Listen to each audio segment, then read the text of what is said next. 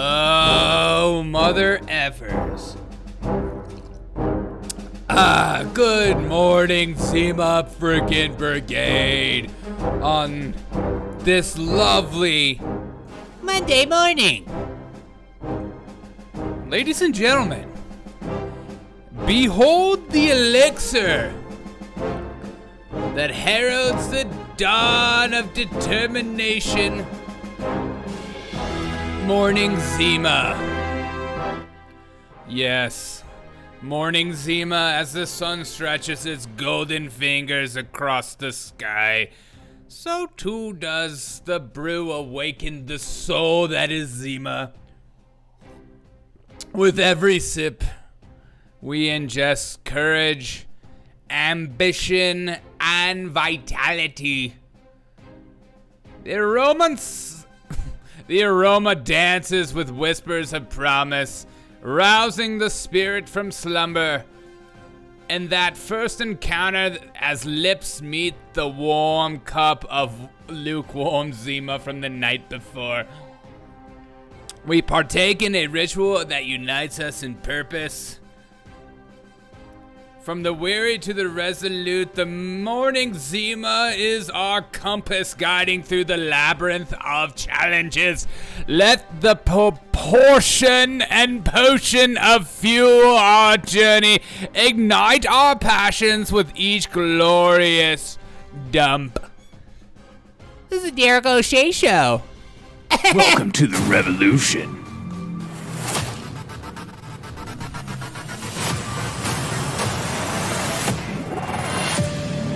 What's up, everyone? Welcome to the Derek O'Shea Show. This is a morning segment, just a little morning vibes only. What's up, Bubba? What's up, Derry? What's up? What up? Happy Monday. I was low-key rooting for Sweden. Honestly, so was I. So was the entirety of America as Donald Trump puts out this tweet that just really tickles my fancy. Just really got me going on that missed penalty kick. First of all, let me just say a couple things about penalty kicks. They are not that easy.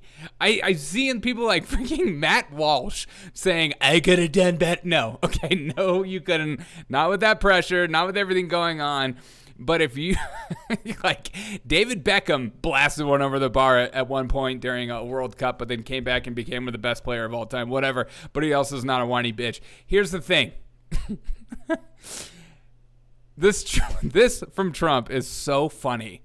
I think all of us were just rooting for them to go out and hopefully build some sort of class or some kind of character or, you know, a determination to win. But I watched a couple of their games because I love the game of soccer. I think it's a beautiful game. I will fight anyone to the death about that.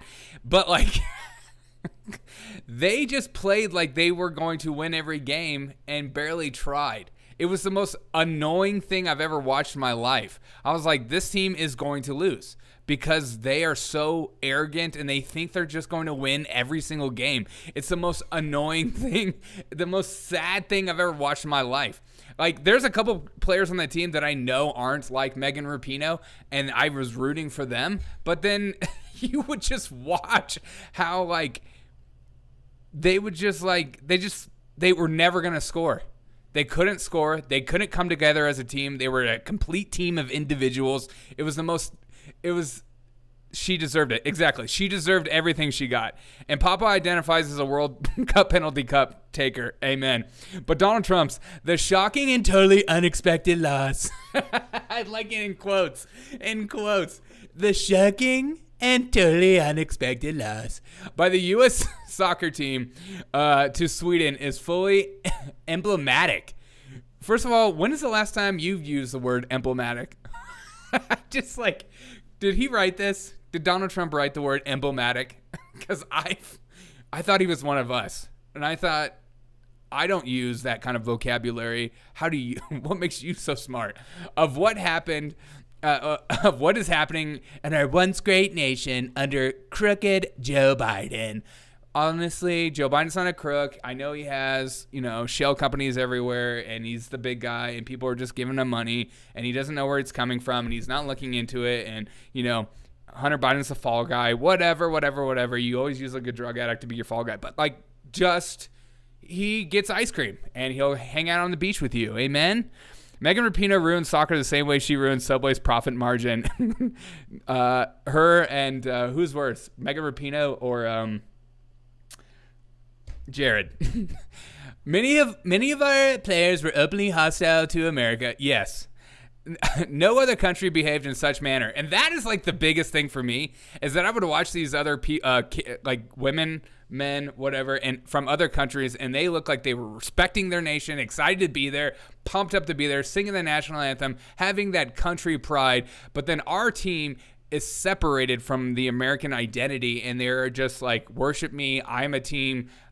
Worship this team. It's not an American team in their eyes. It's a soccer team in their eyes that people are supposed to celebrate. And it was weird too that I would see like my leftist liberal friends would get so pumped up about women's soccer, but I'm like, you don't watch sports.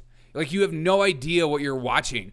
But they were just like, oh my God, Megan Rapinoe, oh my God, she's just one of us. She's all for women's rights, and therefore I love soccer for this reason. Biden is just a harmless man. Yeah, exactly. No other country behaved this way in such a manner, or even close. Woke equals failure.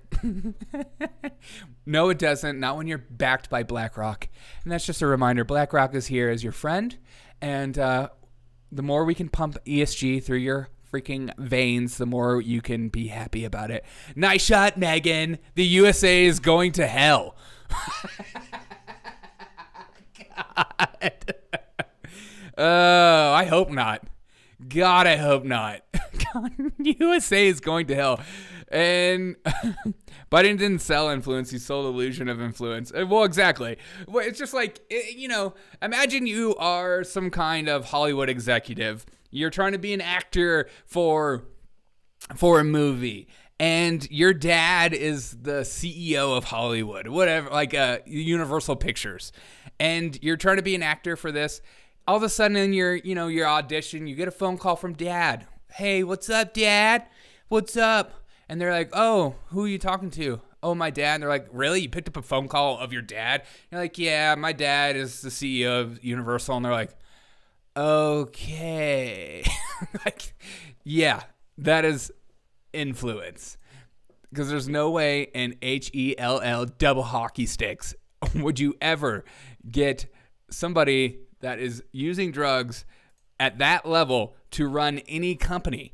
And I know a lot of drug addicts, and it's not a surprise to anyone either. People that are on drugs, they're on drugs. It's not like we're trying to figure this whole thing out. we're trying to, I don't know, Jimmy, he just hasn't been the same, And I'm not totally sure what's going on. No, they're staying up late. They're in and out of jobs. They're like Hunter Biden. They're losing laptops. They're constantly crashing cars. They're like, it's just how, like, they're not responsible human beings. But okay, in this video, just a reminder, the illusion, as Papa says, the illusion of influence. This video of Mitch McConnell being passed around over the weekend is something straight out of some kind of a dystopian hellscape that I never want to enter again. That is America at this point, as we're watching people like Mitch McConnell just have like straight up seizures or strokes on stage. And then we have people like Dianne Feinstein, who people are like, hey, just say I. Just say I. Just say I. Say I. And she's like, oh, okay, I. And then we have, Joe Biden falling upstairs. We have Feder Woman, who are like, you're not allowed to say negative things about it because he had like a real stroke. And like, even though he has, a lot of power over your and my life. And we have people like Nancy Pelosi, who may or may not be drinking the sweet elixir of vodka throughout the day. We're not, allegedly.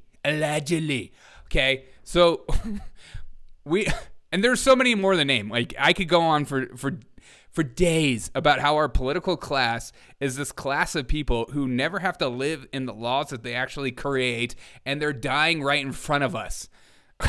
and they have power over your life, and they can like change your life for the better or for the worse, and they don't care. Because at the end of the day, it's about when you get to that stage in life, you just want to finish well, and you want people to like you. And so if the state says, hey, if you do this kind of stuff, we won't go after you, and we'll make you a good name, and you're like, okay, yeah, I'll just follow in line. I'll just support the war in Ukraine, even though don't know where that money's going, and we're not going to audit it, okay? And don't say anything different. So his Mitch McConnell over the weekend, that is just so beautiful to see. We need more of this. Get in their faces. Okay, here we go.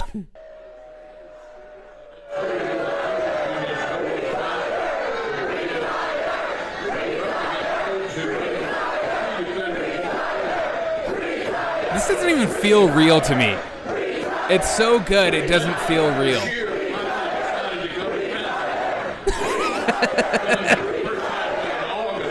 Cheers, Mitch McConnell. I hope you never, ever grace the stage with your presence and speak for the American people after this election cycle. I was going to say something else. But this is what it's like. I'm sure at this point, he's like, God, we got to build that wall around the state capitol right now. We got to get these people out of here. At Kentucky, we need walls around everything around I live. They live in their bubble. And that's just a reminder for all of us not to live in our own bubbles. Nancy Pelosi has bought a freezing chamber for her head. It's underneath the Magic Kingdom. She's going to wave her head frozen next to Walt. Oh, God. Could you imagine being Walt and having to be next to freaking Nancy Pelosi?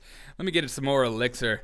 Guys, I bought some t-shirts and I bought some mugs from the store. The mug from the store in the link below is actually, I actually dig it. I should have got the white one, though, because I think it would have blended a little bit better. Whatever. White is right. Once you've been white, you know you've been liquid. Vince McMahon has orchestrated better cheers. Yeah, that's true. Well, I just think it's wonderful to see, you know, when I see my home state of South Carolina and I see Lindsey Graham getting booed on stage, warms my heart. Things like you're starting to see that populace rise up more than ever, and you're starting to see Republicans pushing for actual change instead of just like being what, you know, Michael Malice always says, that, you know, conservatives are just progressivism with speed bumps or whatever. And that's what it seems like for so many of us. Okay. This is what I loved over the weekend as well. And I think this is just the top 3 stories. I never did get my replacement mug. Papa, send me your address. I'll buy you a mug. All right? Send me your address on Twitter or anything like that. I'll buy you a freaking mug, okay? I don't like that. That makes me mad. You've been a huge supporter of the show. You've done countless things for me on this stream. You've always pushed my crap. So send me your address. I'll buy you a mug. I swear. And I'm not going to send the cops to your house, but I'll buy you a mug. All right. And that's a Derek O'Shea promise. But, okay. And I think this other story as well that passed over the weekend was that Elon Musk coming out and said that he is going to, if you were unfairly treated by your employer due to posting or liking something on this platform, we will fund your legal bill. No limit. Please let us know. That is... What's funny, because it's like on the eve of Elon Musk having to pay $4,500 in fines for their obnoxiously bright X logo in San Francisco. You know, not only is he going bankrupt buying the company, but he's also going to like probably go bankrupt by, you know, paying for everyone's legal fines. Like Gina Carino comes to mind. She was one of the first ones I could think of. Lips of TikTok, and all these people are coming in, and more people are saying, I have stories. I think this could be huge. And the only way to fight some of these battles is not just to bitch online like what I do, because I love doing that. It's fun to do that. And everyone that has a voice should be able to bitch online, and it makes you feel good on the inside, and you get some of that steam out. But fighting it through the legal system is the only way that changes will be made. As Austin says, Elon understands that nothing changes behavior in the United States faster than the threat of legal action.